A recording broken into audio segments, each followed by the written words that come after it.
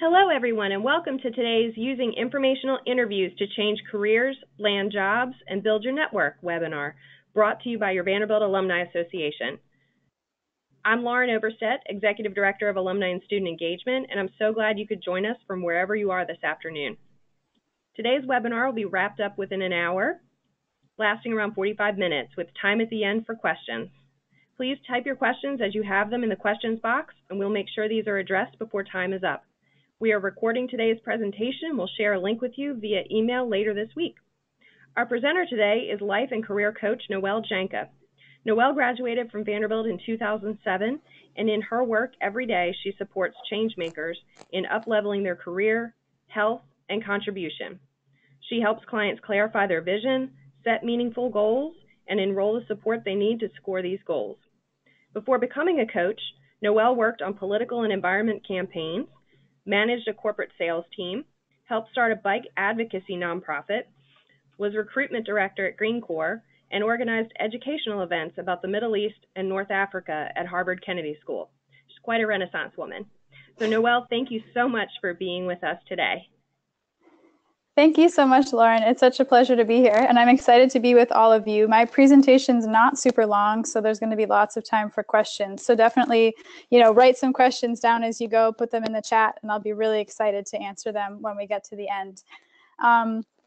So I just wanted to say a couple things about me. Lauren already read my bio, but what I really help folks do as a life and career coach is get into the job that really works for them so that they can show up fully, they can really be their authentic selves, and they can really make the impact that they want to make in the world.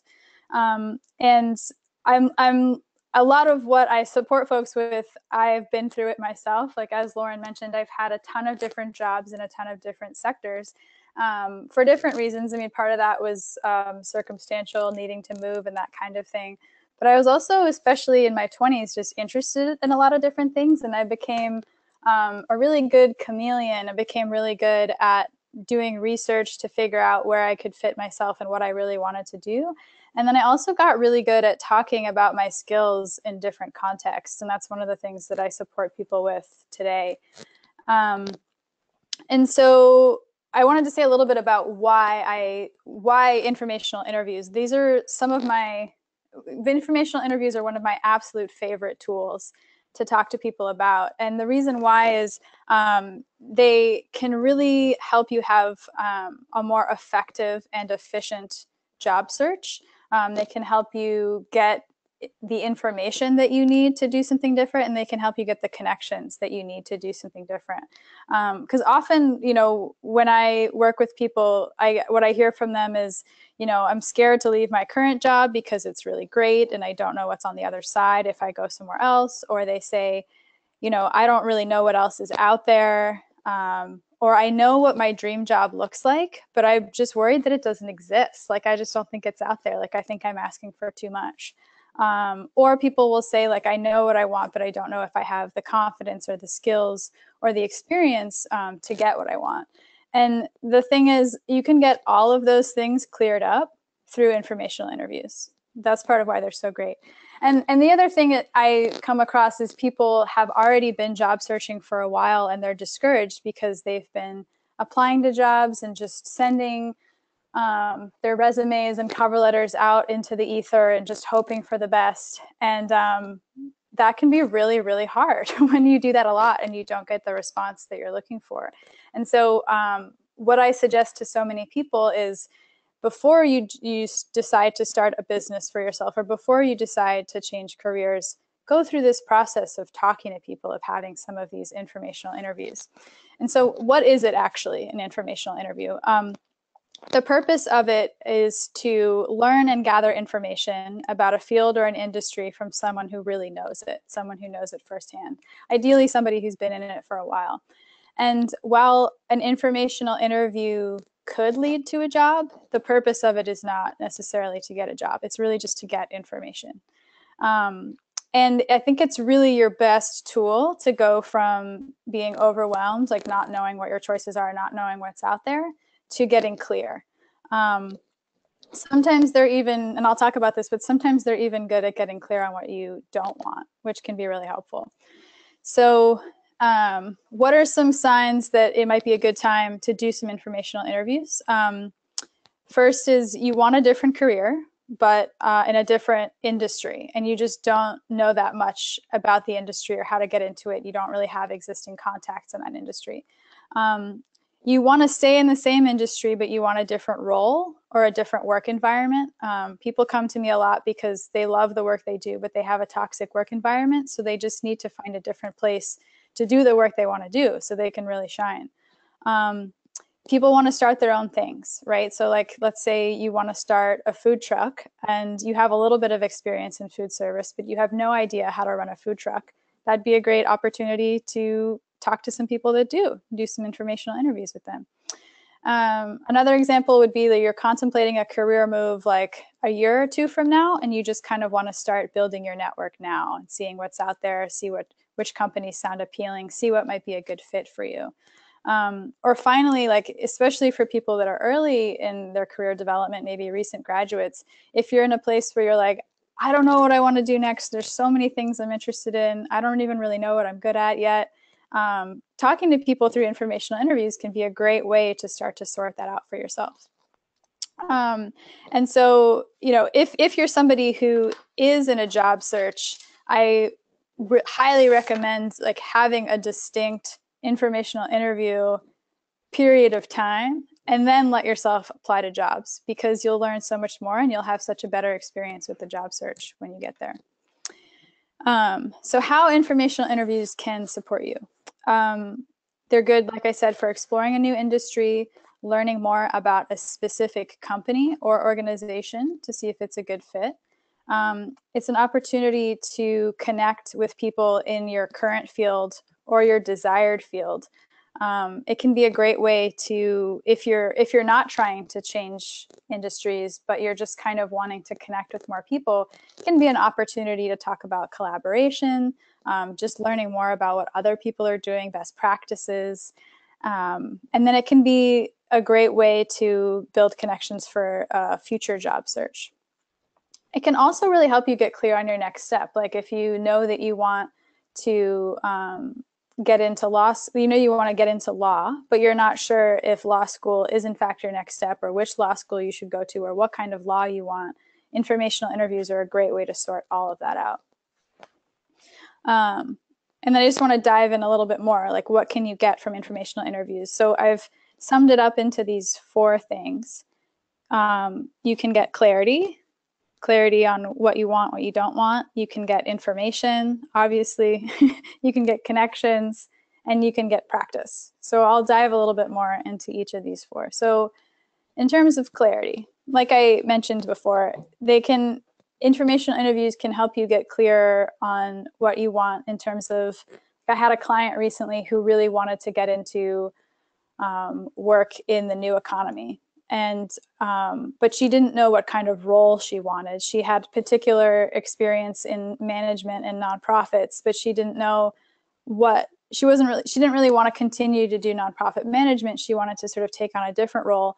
And so she really went nuts with this. She did 12 informational interviews, got really clear on what kinds of roles she did and didn't want. And then we met, and then she set up another 12 to talk to people. Like once she knew, okay, this is the role I want, then she went to those next 12 informational interviews to just find out where are these roles? Like what are the organizations that I should be applying to? Who are the people that I should be talking to? So that's just an example of that. And then in terms of getting clear on what you don't want, like I know there was a time in my career where I was working in bike advocacy and I thought, maybe I want to be an urban planner. Like that sounds like a really cool job. And I met with 2 different urban planners who worked in had different specialties. And then afterwards, I was very clear that I did not want to be an urban planner. So I learned a lot out of those 2 conversations, and I saved myself a ton of time, you know, considering going to grad school and all the other things that I might have done if I hadn't gotten that clarity first. Second, they can help you get clear in identifying what's a good match for you in a particular industry, location, or role. So for example, like you might, like this woman who wanted to work in the new economy, it really helped her get clear on, okay, there's these 3 options for the kinds of jobs that I'm qualified for, and I know I don't want these 2, and this one sounds really cool. And so it can be really useful for sort of honing in on where you fit. And then lastly, if you're starting your own business, informational interviews can be so helpful in helping you wrap your head around where to start. Like, what are the things that you can be doing to start building a business, especially if it's an industry that you're not already familiar with. Cool. So, information. This seems a little bit obvious, but I think it's worth going into the kind of information that you can get. So it can be really great to get a handle on who's who in a particular industry or company. Like at the company level, let's say you're a software engineer. Who's going to be your hiring manager at a particular company? And is there a way that you could connect with them before you apply for a job there? That can be super useful. Or what kinds of people in a particular industry or company are doing the kinds of work that you want to do? And how might you connect with them? Because you could learn all kinds of things from them on sort of what people are looking for before you apply to anything. And it can help you learn what qualifications are needed to get into a particular industry or role. So it can help you say, oh yeah, I'm definitely qualified for this job, or actually I need to get a little bit more of this experience first. If grad school is needed for you to get where you want to go in your career, they can help you figure out which are the best schools or which schools are going to be the best fit for you, or if there's scholarships available and that kind of thing. You know, really good, juicy insider information. And then lastly, I think this one is so huge. Informational interviews are one of the best ways to get clear on what the culture of a particular industry or company is like. Because you could look at a company on the internet and read about it in the news, and you could say, man, this sounds like the best place in the world for me to work. And then you talk to somebody who actually works there, and they're like, actually, everybody works 70 hours a week and has to be on their email all the time, and it's really toxic. And that's the kind of thing you'd definitely want to know before spending your time applying somewhere. Connections. So some of the things that you could get out of connecting with people through informational interviews, you might find a mentor, which can be really huge. I'm really big on mentors. I have a couple of them myself. If you're really looking to build a career in a particular field, it's so nice to connect with people that are willing to support you in the long term. And I'm not saying you're going to go into an interview with someone and be like, oh, hey, will you be my mentor? But it's an opportunity to start building a connection that could turn into that later. It could get you a job down the line. So like a friend of mine got really clear that she wanted to move to Los Angeles, and she was an architect, and she wanted to specialize in designing concert halls because she's also a classical pianist. And so she said, okay, who are the architecture firms in Los Angeles that do this kind of design? And there were 3 of them. And she planned an exploratory trip out to LA, and she did informational interviews with all 3. And 3 months later, one of them called her up and hired her, and she moved to LA. She got exactly what she wanted. So that's just one example of how well that can work out. They can also connect you to other kinds of people that you want to talk to. So you might talk to someone and they don't have a ton of information for you, but they might say, you know, who you really need to talk to is this person. And I mean, that's a golden nugget right there, because even if the informational interview just gets you closer to the kind of person you want to talk to, that's still really huge. Or sometimes people can get you into events, or they might invite you to like if there's like an industry affinity group or some kind of membership organization. Those are amazing connections to have too. And you just never know what kinds of resources people can connect you with in these conversations. And then lastly, practice. So informational interviews are an incredible opportunity to practice talking about yourself and what you want. And most of us in general are not that great at doing that. We're not that great at articulating Like, here's me and why I'm awesome and why I'm a good fit for you.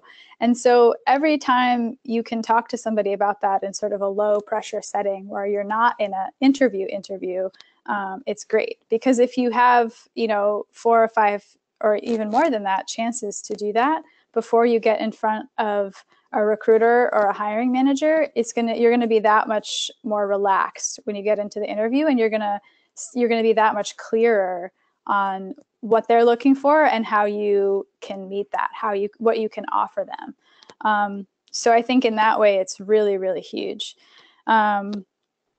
Like, people talk about having an elevator pitch, which I definitely recommend. And so you can practice that you can practice that when you ask for the informational interviews, and you can practice that when you're actually talking to people. And I put asking and listening on here because I know when I was a hiring manager, I really appreciated it when people came into the interview and asked a lot of really good questions. And when they really listened to me and asked really thoughtful questions, and I could tell that they had put in the time already to think about whether or not this job would be a good fit for them. And the informational interviews are an amazing opportunity to do that as well. And to just practice, again, just practice talking, practice listening, practice asking. And, typically it's not unusual in the beginning when you go first talk to people and they're like, okay, so when you say you want to do this, what does that really mean? And you're going to get so much out of having other people make you clarify what you want so that by the time you get to an interview, you'll be able to just really say it like it is. So before you start asking people to talk to you, here are some things you definitely want to do. So you want to get as clear as you can on what you're doing and what you want to learn. Obviously, the informational interview process is going to help you get clearer, but the more clear that you can be going in, the more you're going to get out of these conversations, and the more you'll have conversations that are really relevant and really supportive of you and your job search. I'm going to take a drink of water for a second. So something that I really, really, really love and do with absolutely everybody that I work with is I make them write a vision statement for the job that they love. And I have people do it in the first person and the present tense. So it sounds like, I wake up at 7 a.m., I have breakfast, I go to the gym, and then I hop on my bike, and I'm so excited to go to work because the project we're working on is like really invigorating and my coworkers are amazing. You get the point. And so what you would write in a vision statement is like what the job feels like, how much money you're making, what your benefits are like, what your schedule is like, anything that's really important to you. And then as much as you possibly can about the kind of work that you're doing, the impact of the work you're doing, the actual like day-to-day. Are you sitting at a computer? Are you talking to people? Are you standing up? Are you researching? Because when you are clear on that, it has this sort of amazing magic where you really focus your attention and focus your energy and focus your actions so that you're only really looking for connections and jobs and job listings that serve your vision. And then it's so much easier when you're setting up informational interviews. You're only setting up informational interviews that are really relevant to that vision. So I'll say more about this later, but I lead workshops on vision writing all the time, and I would love to have any of you there if that would be supportive for you. The other thing is you want to do as much research as you can on the industry, the organization, and the kinds of people that you want to be talking to. Like, for example, if you already have if you know that you want to speak to a particular individual, it's good to read as much as you can about them before you meet with them so that you're not asking them questions that are already out in the public domain. You can kind of ask deeper questions of them. And it really shows respect for them and your time when they can tell that you've already done some research. And that's good for creating a long-term relationship with them. And one other thing I wanted to say about the vision statement is once you have that written down, it's going to be easier for you to communicate to people in your informational interviews what you're looking for. And you can kind of practice sharing your vision with people every day, everywhere you go. Like you might be chatting with someone in a line at Starbucks and they're like, oh, what are you doing? And you can say, oh, well, I'm trying to find this kind of job, because you never know who's going to be in that Starbucks line. I mean, it could be exactly the kind of person that you need to talk to get your next job. So I definitely want to encourage you to talk to people everywhere you go about what you're looking for and what you're trying to figure out. And that's going to help you have way more productive conversations as well. And then next step is to make a list. So looking at your vision statement, you might ask yourself, what would somebody with this vision do next? And then usually the next steps are pretty clear. And then you can, in terms of who you need to talk to, what's the information that you need to get, that kind of thing. And then you want to list all the questions that you have, right? So like if you are starting a food truck, how much does it cost to buy a truck? Like what kind of permits do you need? How many people are you supposed to employ at one time? What kind of money can I look at making per month? I mean, whatever it is, you just want to write down all those questions. It might be a really long list, but it's just good for you to be clear on like, okay, what's the big picture of all the information that I want to get? And then you want to match that list with the kinds of people or companies or organizations who might be able to answer those questions for you. So it might be like if you're starting a food truck that there's like a local chamber of commerce representative that specifically helps people start food trucks. Like, wouldn't that be great? You know, it's good to find who's out there that could be a really good resource for you. And then the last list, and maybe the most important list, is list all the people that you already know who meet the criteria on the list of things you're looking for. And they could be people that are either directly related or who might know people that can help you. These people, these good connectors, are like really, really, really important for you and going to be really helpful. So that's where you really want to focus your energy is, okay, who do I already know? Or who do I already know who knows people? Those are going to be really important for you. Next, you want to call in support.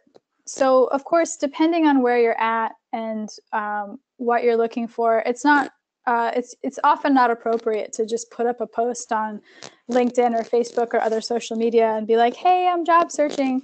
Because if you already have an employer, you might not want them to know that you're looking for a job. If you're already unemployed, then probably no harm in it.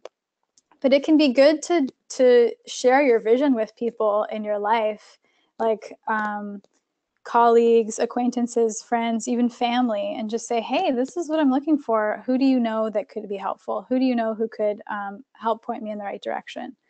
And then it can be so great to enroll people in your life to be accountability buddies for you, so that you can say things like, hey, I have a goal of contacting 3 people this week for informational interviews. Will you check up with me on Friday and make sure that I do that? Because that's the kind of support that's going to keep you moving forward, even if you hit any snags or bumps in the road. If you already have a mentor, that's an amazing person to enroll in this journey. Who do they know that they could connect you with?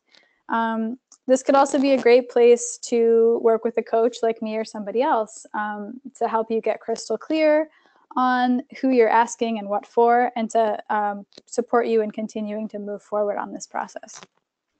And then, so once you got your list, once you got your support, then you can start asking for these informational interviews.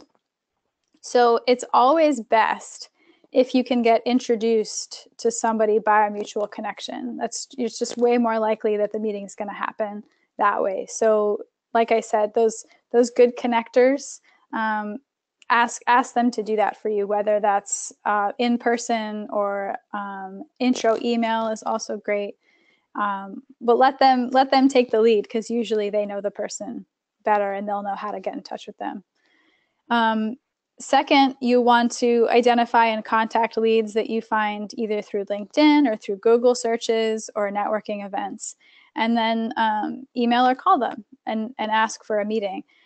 And if somebody has an assistant, that can actually be really helpful because you can just ask the assistant. You could be like, hey, does this person do informational interviews? Because depending on how busy or important or big deal they are, they may not. And then that'd be good to know. You don't waste your time. Or you can say, I really want to talk to this person for 15 minutes. Like, what would you recommend? Like, what's the best way to get in touch with them? And assistants can be huge at helping you. You'd be surprised. They can be huge at helping you talk to people that are even the kinds of people that everybody wants to talk to. So just make friends with assistants, definitely. And then follow up. People are busy. I think following up at least twice these days is pretty standard. People expect that.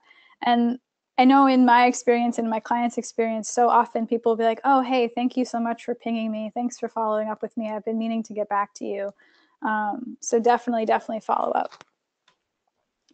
And then when you ask people, what are you asking for? So very simply, you're either asking for an informational interview, or if it feels uncomfortable to use that language, you could say, I'd love just a really short conversation to learn more about your work, your company, your industry, whatever it is. And it's typically best to ask for a short meeting, so like 15 to 30-minute conversation. And really, when you do end up talking to them, really stick to whatever you set. And let's say you said 20 minutes and you get to the 20-minute mark, you can just ask them, hey, I know I said 20 minutes. I have one more question. Do you have another couple minutes? And that just really shows respect for their time. And it's just a really polite, professional thing to do. And I've noticed that there's this common misconception that these kinds of conversations have to be in person. And I think that a lot of times busy people will say no to something if it's in person. So if it's appropriate, like definitely ask for something in person. Or if you know you're going to be at the same place as someone, that's a great opportunity. Like, oh, I saw that you're going to be at this networking event. Can I grab you for 10 minutes and ask you some questions? Definitely do that. But in general, it's always great to, even if you ask for in-person, offer phone or even video chat as an option too. Like, hey, I'd love to meet you in person, but it'd also be great if we can talk on the phone. So just want to put that out there. Phone conversations can also be huge. When you're scared to ask. So I get people come to me with all kinds of fears. Like, I have my list, but I'm scared to ask. People will say, why would this person want to talk to me? Like, what can I offer them? Like, who am I to ask for this person's time? And that's all normal. Like, all those fears are normal. But just know that some people will say no. Like, you'll ask them and they'll either never get back to you or they'll say no. And that's okay. Like, it's 99.9% of the time, it's not about you and the email that you wrote. It's just not happening for them right now, or they just don't have the time. Or, and plenty of people will say yes. That's the good news, because you want to assume that most people like their work and are excited to talk about the work they do and want to share that excitement with others and really get more people into their field. And if it's somebody who's really not excited about the work that they're doing, you probably don't want to talk to them anyway. So just keep that in mind. Like, people, especially if they've been in the field for a while, like, they love it and they really just want to get other people, especially other young people, into the field. And then what might you ask people once you talk to them? So unless it's already like all over the internet, a really nice opening question is, how did you get into this work, right? Because it might be a really fun story, and maybe there's somebody who was a really great connection for them who could also be a great connection for you. That's one of my favorite opening questions. Next, what's the culture of this company or industry like? And I said that before. I mean, culture is something, unless somebody's gone on the internet and trashed the culture of a particular company, or unless they're really known for having an amazing corporate culture, you definitely want to ask people about that, and see if it's a good cultural fit for you and for what you're looking for. A lot of my clients are queer folks and trans folks and gender non-binary folks, and they need to be able to work in an environment where they feel safe being themselves, right? So that's like a really, really important question for them. Next, what news outlets, professional groups, or other resources should I check out to learn more? One of my clients was a scientist who wanted to get into science policy. And one of her best meetings, somebody said, oh, well, you want to read this magazine and you want to join this group, and there's a networking group in your neighborhood that meets on this night. I mean, that's gold mine. Anytime you can get information about that kind of stuff, that's great, because it's going to help you show up to your other meetings even more informed. And then question that you should always, always, always ask is, who else should I be speaking to? Like, even if you have a meeting with someone and like it just doesn't go well, or they're totally not who you thought they were, it's always worth asking them, who else do you think I should talk to? Because even if you don't have a great productive conversation with them, they might know just the right person for you to talk to.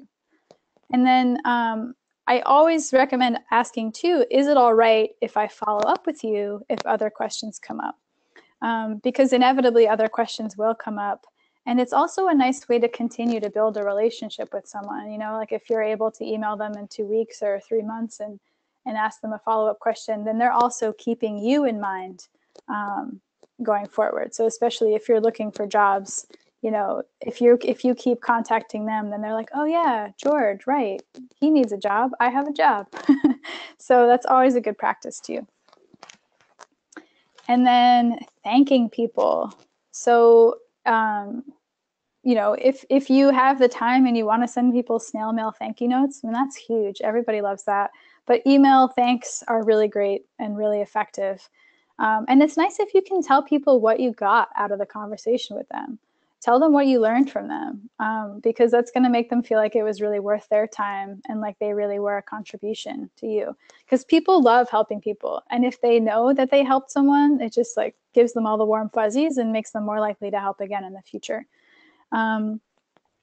Let's see. And if they refer you to someone and you meet with that person, you want to follow up with the original person and thank them for that. Say, hey, you told me to talk to Steve.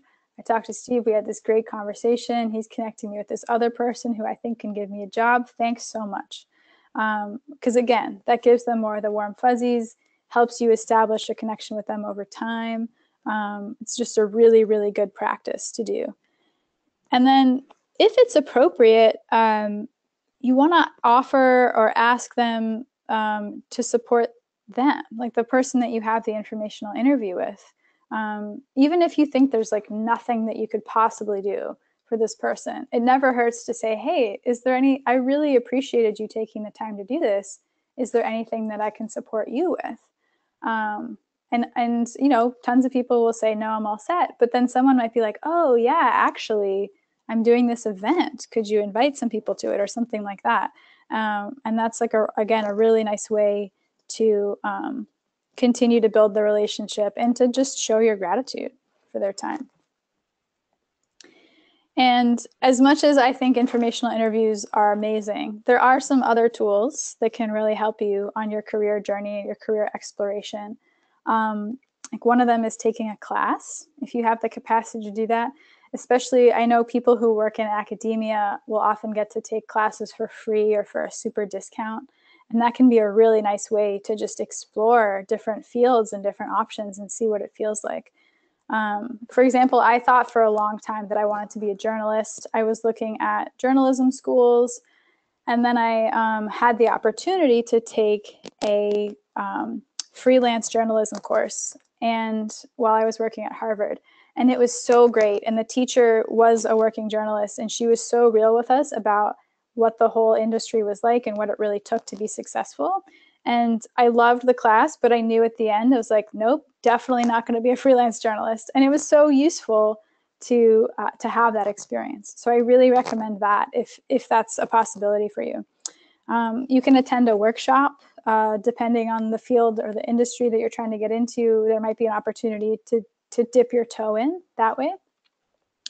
And then shadowing. This is not necessarily appropriate in every field, but especially if you're interested in learning a particular trade or learning agriculture or something like that, it never hurts to ask someone like, hey, could I just come and work with you for a couple hours and see what it's like? And, you know, people will say no and people will say yes. So that can be a really great hands-on way to get a feel for a particular job.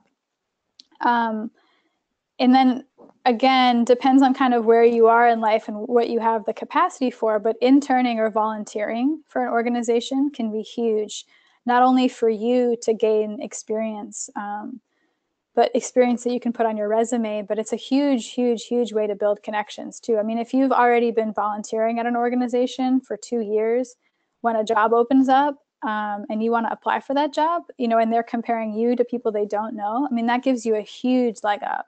So yeah, volunteering is amazing if you have the capacity to do that. Also, contract or project work can be a really nice way to both explore a particular company or kind of work, but also to show people what you're made of and what you can contribute in a really concrete and tangible way. And then lastly, especially if you're starting a business, it can be, you might just start it as a side hustle or start it on like a super part-time basis and just see and start to get the feel of what it feels like, what it's going to take. A lot of people think like, oh, like I have to have enough money saved up before I quit my real job to start my business. That's not necessarily true. Like I know I had a part-time job for a long time before I went whole hog and did just my coaching business full time. And it was great. I loved it. It worked really well. I did 1 million informational interviews with 1 million coaches along the way. It was really, really helpful. So that's what I got on that. So I just wanted to share a little bit about ongoing support that I can offer you on this journey. So I am actually going to be doing another version of this webinar later in the month on the 24th. So if you got a lot out of this and you think you have friends or family who might want the same information, you can jump on my website and find a link to that workshop on the 24th. And then I told you all about the vision writing workshops. I've got one of those coming up in May, which is going to be super fun. It's called Discover Your Dream Job. And then I also do one-on-one coaching, of course, but I do these coaching groups called Operation Dream Job. And we meet online and they meet for 6 months, twice a month. And they're small groups of 6 to 8 people. And everybody goes through the visioning process and then everybody sets goals. And then you get tons and tons and tons of support from me and the other people in the group to consistently take action on your goals. So, you get tons of accountability, tons of support. People will go on the Facebook group in between the coaching sessions and say, hey, who can read my resume? Who can read my cover letter? Does anyone have connections doing this?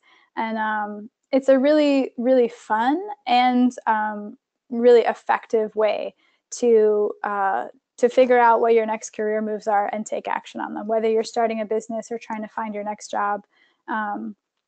It's really fun. So if that sounds at all interesting to you, the next one is starting in May. And I'd love to have a conversation with you and see if it's a good fit. But that's what I got, Lauren. So can we go to the questions, see what you all have to say? Absolutely. Well, thank you so much, Noelle. This was wonderful and very thorough. I'm going to give people about 20 seconds to see if we want to add any questions into the box. Right now, we don't have any, which shows how thorough you were. So, folks, just we'll take the next 20 seconds and see if there's anything out there that that you want Noelle to touch on for you. Thanks.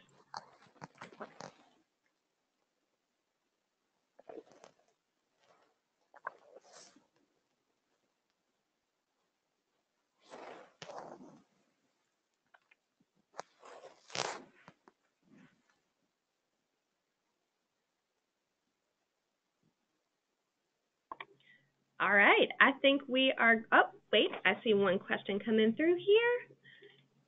How long do you recommend we wait to follow up with someone who hasn't responded to our request? Great question. Yeah, that's a really great question.